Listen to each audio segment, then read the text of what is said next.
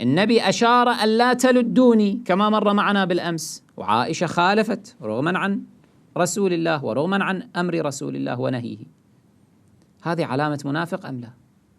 الذي لا يقيم وزنا لأوامر ومناهي النبي ونواهي النبي صلى الله عليه وآله أيكون منافقا أم لا؟ هذه علامة من علامات النفاق. يا علي لا يحبك إلا مؤمن ولا يبغضك إلا منافق، علامة أخرى من علامات المنافق. عائشة خرجت على علي عليه السلام، هذا بعد قمة البغض، منتهى البغض. هي أساسا تقول في بعض الأحاديث، تقول لا جرم لا أحب عليا أبدا، ما أحبه أبدا، ما أحبه. كانت تتآمر على علي بروايات معتبرة تاريخية صحيحة عند أهل الخلاف أنهم كانوا يأتمرون في بيتها في مكة لما راحت إلى مكة بعد مقتل عثمان طاغية الثالث، وكان القوم يسبون عليا في محضرها ولا تنهاهم.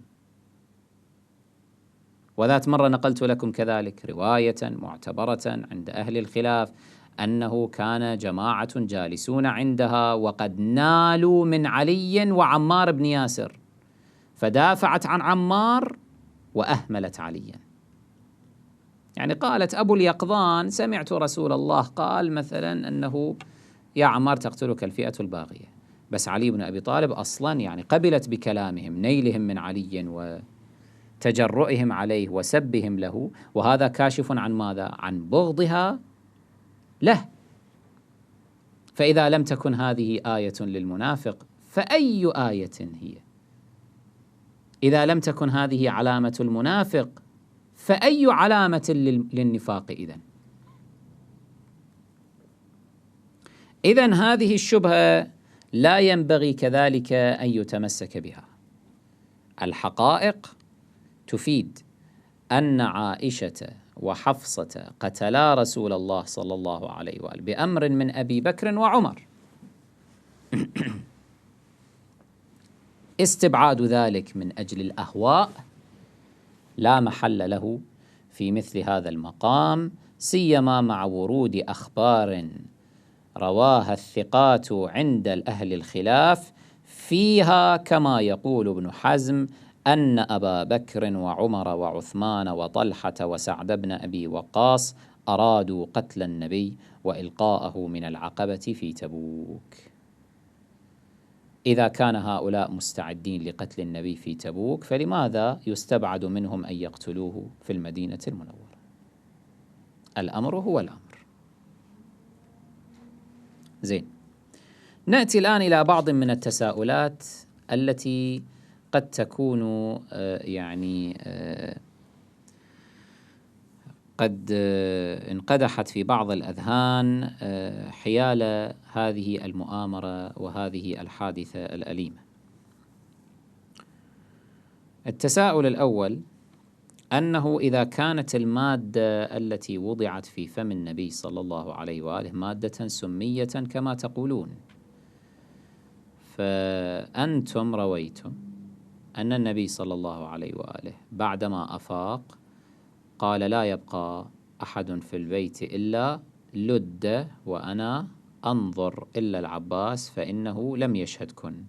معنى ذلك أن النبي عقابا لمن لده أراد بأن يسقيهن جميعا من هذه المادة، من هذا اللدود ذاته. ونحن لم نجد أن عائشة وصاحبتها أو وصواحباتها قد متن من وراء هذا اللدود، فمعنى ذلك أن المادة لم تكن سمية. فما الجواب؟ الجواب أنه لا ينبغي أن نغفل أن هذا الحديث من الذي روته أصلا؟ عائشة. فلا حجة في هذا الشأن، إنما أخذنا هذا الحديث كقرينة على صدق الذي روي عن أئمتنا عليهم السلام أن هذه المرأة قد سمت النبي صلى الله عليه وآله. لما فتشنا في مصادر أهل الخلاف وجدنا قرينة هي حديث اللدود، أما لا نسلم بكل تفاصيل حديث اللدود، لأن الراوية هي المتهمة بقتل النبي، وهي التي حتى تفسر للناس أنه ما سر هذه المادة التي وضعتها في فم النبي صلى الله عليه وآله، حتى تفسر ذلك ادعت وزعمت أن هذه المادة لدود، ثم زعمت بعد ذلك أن هذه المادة نحن أيضا سقيناها ولم يحصل فينا شيء. لا يمكن أن نأخذ بذلك. المادة هي مادة سمية، ولكن لما لم يحصل شيء في عائشة ومن معها؟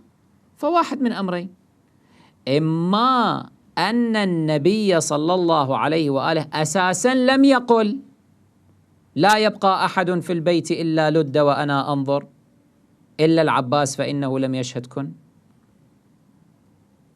يعني يكون هذا كذبا على النبي صلى الله عليه وآله من قبل عائشة حتى تبدد التهمة عنها، حتى تقول إنه إحنا من النبي قال لنا أنه كل واحد فليولد ولددنا ما صار بينا شيء، فإذا مو مادة سمية، حتى تبعد التهمة عن نفسها.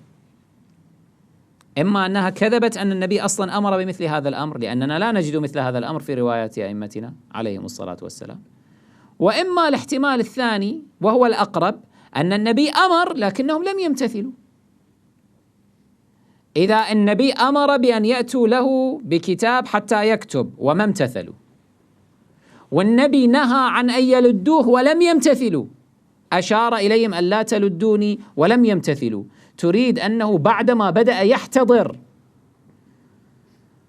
وحينما أفاق وأمر بأن يلدوا يمتثلوا هذه المرة؟